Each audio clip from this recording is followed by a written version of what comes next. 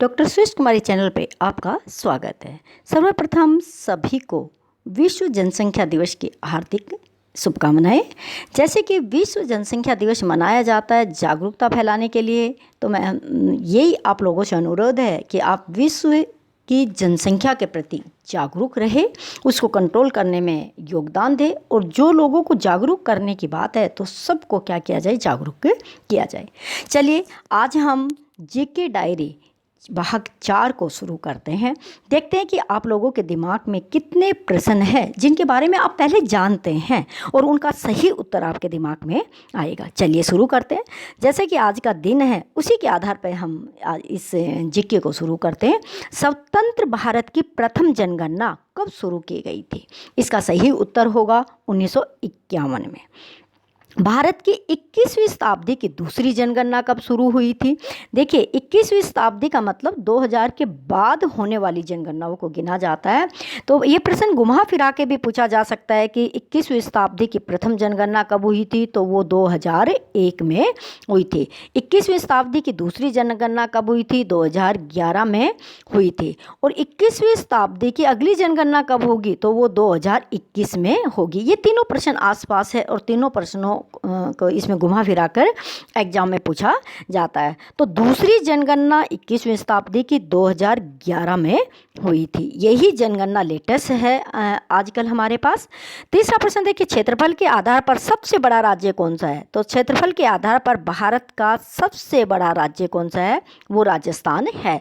तो हमें ये भी ध्यान रखना होगा कि क्षेत्रफल के आधार पर छोटा राज्य कौन सा है। जब भी किसी तरह के प्रश्न करते हैं तो हमें दाएं बाएं से सारी चीज़ों पर नज़र रखना जरूरी होता है। भारत में सबसे बड़ा जिला कौन सा है? देखिए भारत में जिलों की संख्या बहुत ज़्यादा है। सबसे बड़ा जिला क्षेत्रफल के आधार पर है वो कच्छ है। वो कहाँ पे पड़ता है? गुजरात में पड़ता है। भारत की साक्षरता दर वर्तमान समय में कितनी है? 2011 की जनगणना के अनुसार भारत की साक्षरता दर कितनी है? 73% है। देखिए शिक्षा से ही सारे काम होते हैं और शिक्षा का बढ़ना किसी भी देश के लिए क्या होता है? बड़े गौरव की बात होती है। भारत की सबसे पहली जनगणना कब हुई थी?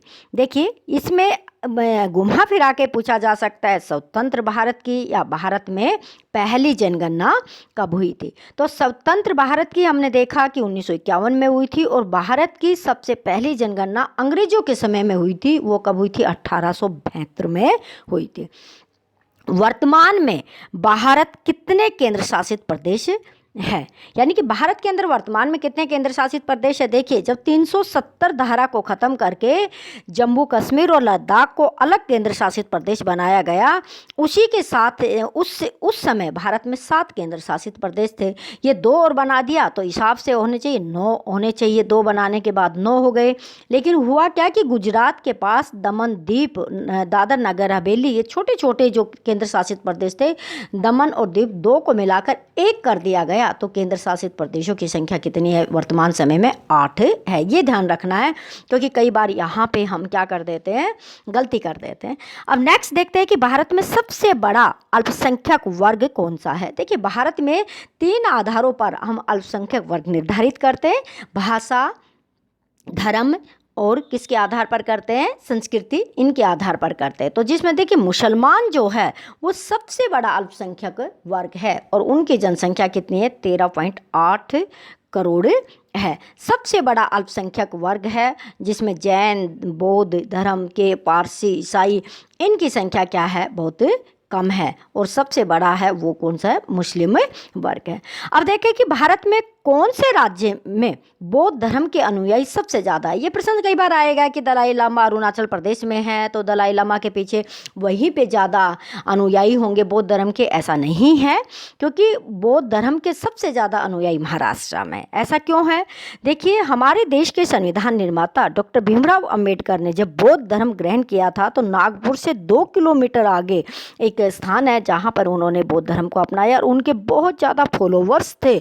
उन्होंने भी बौद्ध धर्म को वहाँ पे अपनाया और आज सबसे बड़ा अनुयायियों का केंद्र कहिए या उस धर्म के प्रचार करने का स्थान है तो वो कहाँ पे है, नागपुर के महाराष्ट्र के पास है। अब नेक्स्ट देखें कि भारत में कितने धर्म प्रचलित है। भारत वैसे तो धर्मनिरपेक्ष राष्ट्र है, लेकिन भारत में 7 धर्म है। सबसे बड़े ज़्यादा संख्या में है वो हिंदू है, फिर मुसलमान है, जैन, बौद्ध, ईसाई, सिख, पारसी। 7 धर्म के लोग हैं। इनमें से सबसे ज़्यादा हिंदू है, दूसरे नंबर पर मुसलमान। बाकी धर्म के लोग कहीं पे 4% है, कहीं पर 0.4% है, कहीं पर 2%, यानी कि उनकी संख्या बहुत कम है। अल्पसंख्यक प्रकोष्ठ की स्थापना भारत में कब की गई थी? तो अल्पसंख्यक प्रकोष्ठ की स्थापना 1983 में की गई थी, और उस समय देश के प्रधानमंत्री कौन थी? श्रीमती इंदिरा गांधी थी। नेक्स्ट प्रश्न है कि बिहू बिहू किस राज्य का एक त्यौहार है? बिहू है, बहुत प्रसिद्ध है भारतीय संस्कृति में, और ये किस राज्य का त्यौहार है? कई बार अक्सर पेपर में पूछा जाता है। तो बिहू है, ये असम राज्य का क्या है? फेस्टिवल है, असम का। रैयतवाड़ी प्रथा कब लागू की गई थी? तो भारत में रैयतवाड़ी प्रथा 1792 में लागू की गई थी। आज की जीके डायरी में इतना ही है। Thanks for watching.